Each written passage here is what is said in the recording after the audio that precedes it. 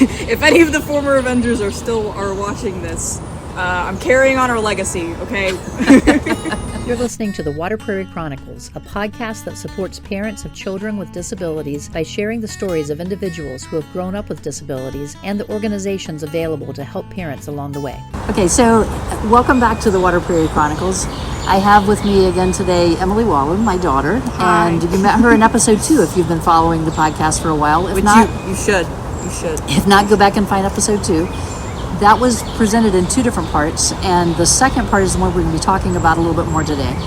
The first part, you talked about your visual impairment. So do you want to recap anything on that, or you just want to jump forward? I would say if you want to learn more, you should go watch the second episode. Because I don't feel like talking about it again. So the second half of episode 2, we talked about an adapted sports program that Emily was working to get started at her college. So can you tell us a little bit more about what you've done and where you are now with the program? Well, so first I want to talk about Goalball. So Goalball is a Paralympic sport for blind and visually impaired athletes. And I played all through middle school and high school. So when I got to the college that I'm at, I wanted to be more active in sports, but there's not really many sports that I can actually play as someone with low vision in my specific condition, because if I get hit in the head, bad things happen. And so I forgot what I was going to say next. Tell us about what you were doing with Goalball. Right. So when I got to my college, I was like trying to figure out how I can set up Goalball as a sport at the school. And so I had gone to the head of the student rec center to see how I can get that started. And so for the last several months we've been setting it up, and so about 2 months ago we had our first Goalball game played. And I was there. I got to see it. And I'll show you, if you're watching the YouTube video, you're seeing this now. If you're listening to the podcast, go to the YouTube version just to see this part of it, if not for the whole thing. I was able to take some photos of the kids playing that night and some video too, so you'll get a little idea of what was happening. They aren't the best because I was trying to stay out of the way, but at least it gives you an idea of what's happening at the school. It's been very fun. So overall, how did the season go? I think really well for a first season. In my head, I had hoped that it would we would have more people come, but because we started in the middle of a semester, we were 1 month approximately away from finals. Not as many people were interested in joining, but we still were able to get 3 teams for the first season, and so it went pretty well, I think. And then you played a follow-up season right after that, right? Technically, yes. Okay. It was only 2 of us, 2 teams, and it wasn't really for the competition. We didn't have a tournament or anything. So it's just to keep playing. Yes. Now, when I was there, you had mentioned that you had a competitive league and a recreational league. That's how it was originally set up, because, as I said, we didn't get as much interest. We only had the competitive league. I'm hoping next year I'll be able to go to some of the, I think there's some rec sports events maybe for interest, to see if we can get more people to know about it, because nobody knows about it. Will you offer it in the fall and the spring, or just in the spring? Probably fall and spring. Okay. I need to ask. Well, it seemed like the kids that were there the night that I was there, of course it was the first night they were playing, they were in the gym by the open basketball courts. So it was loud, it was kind of hard for them. So the kids that were learning were really being tested with their hearing to hear the bells inside the ball. But, and again, if you haven't seen Goalball, you need to watch the YouTube version of this, and also look up Paralympics Goalball. We'll put a couple of links in the description too to give you. I always tell people to look up Paralympics Goalball Tokyo, and it should come up. You'll with, find it. Right. It should come up with highlights or best goals and saves and right the more interesting parts of the game. So they were really being tested, being able to hear the ball rolling, but they took it in stride and did well. Oh yeah. But so I was sitting off in the corner, but it was near the door, and I had students coming by that were coming in to play basketball or leaving, who were obvious athletes, and they were stopping to ask me what the sport was. It was really interesting to them. They'd never seen it before. They wanted to know more about it, and so I think you'll probably see more interest go as the word gets out more. There was one of the later games that we had played a couple weeks ago. there's a track above the gym or the basketball courts, and I think somebody was up above. I was blindfolded. I didn't know what was happening, but there was one guy who was cheering for my team because there was only 2 of us instead of 3. We were winning at the time, so it was great. So Emily taught everyone there how to play. No one else had ever heard of the game before, so she had a little bit of an advantage. At first I did. But again, now this may be proud mom talking, but I was able to see her in action because before that first game, she brought everyone together, taught them how to play because the members of the teams didn't really know how to play. Neither of my teammates knew how to play. You met them that night. I did. Right? Yeah. So they didn't even know what the sport was. They just thought it sounded like it might be fun.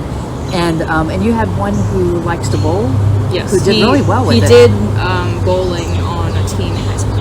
Right. So the first night he was mastering the rolling really well. Yes. And you're blindfolded. So if you're not used to being blindfolded, this is a new experience. Bowling sighted is a little bit different than goalball blindfolded.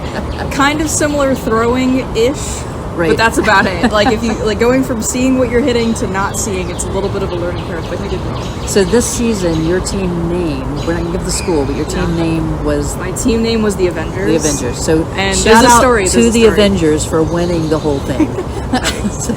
There's a little bit of a story of the background of the Avengers name. My goalball team in middle school, high school, we called ourselves the Avengers. Right. And I wanted to carry that on because that team doesn't exist anymore. But you know what? We're just gonna keep it going. You should have made them proud with that. I hope so. If any of the former Avengers are watching this, I'm carrying on our legacy. Okay. All right, so one thing I wanted to find out was, this was your first time forming it. You put out a challenge at the second part of episode 2 to other students in college to start a goalball program. So can I be honest and say yes. that I forgot that I said that? Did you forget that you said that? I did. Well, you would challenge them because you said across the country you'd love to see programs start up, and that maybe schools that are close together could actually compete together within their schools. That would be great. So for those that might be hearing this for the first time, maybe they're going off as a freshman to college this year, or they've been there and they feel more secure and ready to present a program. What did you learn that might help about offering inclusive sports programs? I learned that it's pretty easy. I was kind of intimidated, and I bet a lot of people probably would be intimidated to start a whole program like this. But I just sucked it up, and I was like, you know what? I'll just talk to somebody, get the ball rolling. You know, worst case scenario, they say no, and it worked out. The leaders of the Rec Sports program at my school were very open about it. They were very excited. And if it's a good program, if the people running it are great, they're also going to be on board. So, True. At other schools. When some of the leaders of other programs were jumping in and playing too, Yes, right? yeah. Which was nice to see. One of my coworkers was the captain of one of the other teams. Nice. He got his first year for my team. Nice. Well, it's something that's going to grow because of that. So if you're trying this out or thinking about trying it out, Emily has offered to put her Instagram information below, so you can contact her through her Instagram, and we'll put that in the notes. Please do not abuse it. She is my daughter. I want to keep her safe. And we are intentionally not giving the name of the school just for safety. And on the videos and photos, you'll see there's no markings for the school. And so it is intentional just because these are college kids. We want to keep them all safe. The other piece I wanted to let you know is Water Prairie is an Amazon associate, and we do have links to different things on both our website and in the description of our videos. And if you're looking to start a program or just to get some equipment to try out goalball, we put some links in for the knee pads, the elbow pads, the string and the tape that you need to use to mark the floors of the gym. And it's supposed to be floor safe tape. If you do use the link and buy the tape, please test it on a little section first. We are not responsible for any messed up floors. Yep. But there's links also that we put in episode 2, and we'll put them in this episode notes too, for some more information about setting up your floor so that you know how to set up the goal, or the court, I guess is what it would be called. We don't have a goal. We use cones for the corners. Yeah. So there are ways to modify it. Well, that's what I was learning. What else have you learned? So you didn't have to buy the goals. True. You used the cones. Yeah. I would say that we have a very casual goalball league. Even though it's a competitive league, the rules we have are pretty casual. We have the necessary ones like no high balls. Right. Yeah, for a safety issue. For safety issues. Right. But there's like higher level goalball leagues have like the 10-second rule, so your team has 10 seconds collectively to throw the ball. We don't have that as a penalty, but we do make sure people are aware that you can't hold the ball for a solid minute because that's cheating. So if you have questions and you're getting it started and want to find out what adjustments they've made to the rules, can they contact you on that through your Instagram? Okay, good. And so anyway, so the links below for Amazon Associates are down there. Feel free to look at them. You don't have to buy anything on it, but if you do buy something, a percentage of that usually comes back to the program to help pay for the time that it takes for us to make the podcast. And then she does a lot of hard work on this podcast. I've witnessed it firsthand. I'm having fun with it, but it is a big time commitment, and we're finding that we need some equipment. So and you do well with what you have, and I hope you get better things.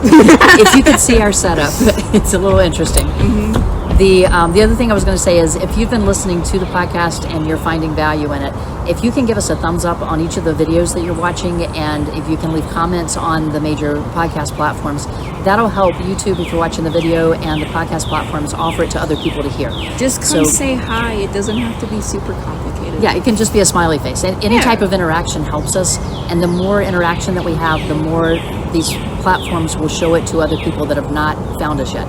So it's a way to help other parents find the program and to find some of the supports that we're trying to offer through the podcast.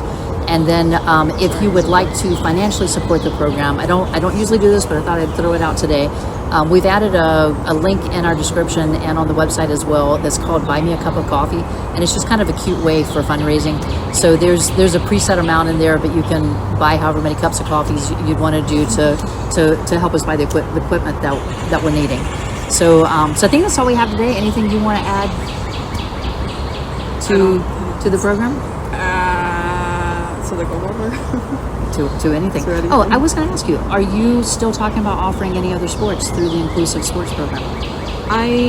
Not in the immediate future. We had mentioned maybe talking about beep kickball as another option. I know one of my former bosses was familiar with the beep kickball, so I'm not sure what we're doing with that, but I hope it works out. And I'd also like to say thank you to Think Media. I attended a seminar that they were offering, and they actually drew my name for a prize that we had, and we're using a series of Rode microphones today for the first time, so we can actually get out and do some recording outside. So again, I'll put the link to this below so you can see what it is we're using, but I really appreciate the generosity of Think Media in providing that for us to use. They allowed us to stand outside in this lovely park. Yes. Although there's a bug that keeps flying around here and I can hear it, but I can't see it. And it's really freaking me out right now.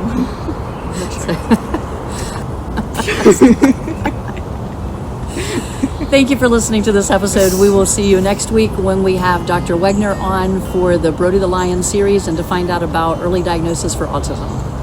Check it out. You should.